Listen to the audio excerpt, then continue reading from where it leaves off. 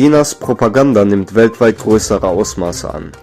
Der Sender BBC, der aktiv den Genozid an den Uiguren beleuchtet, wird von Chinas Propagandanetzwerken planmäßig angegriffen und diskreditiert.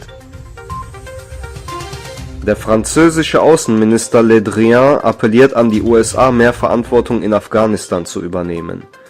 Der Außenminister betonte ausdrücklich, dass sie die Taliban nicht anerkennen werden.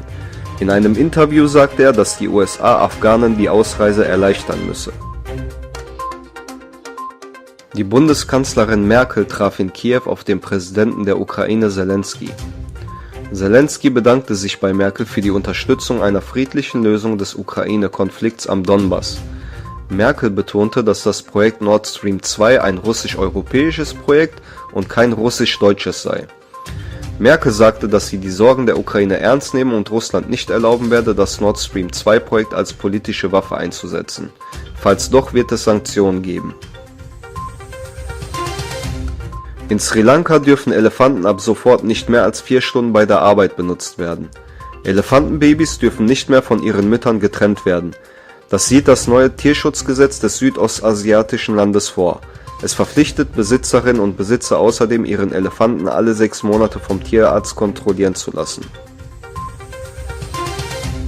Iranischen Medien zufolge hat der neue Präsident des Irans, Raisi, den japanischen Außenminister Motegi empfangen. Raisi fordert von Japan die Freigabe von eingefrorenen Geldern, die aufgrund von amerikanischen Sanktionen eingefroren wurden.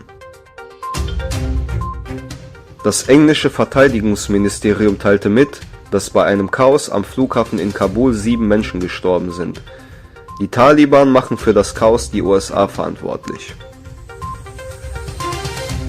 Die türkische Volleyball-Frauenmannschaft hat bei ihrem dritten Spiel 3:0 gegen Schweden gewonnen und zieht somit ins Viertelfinale ein.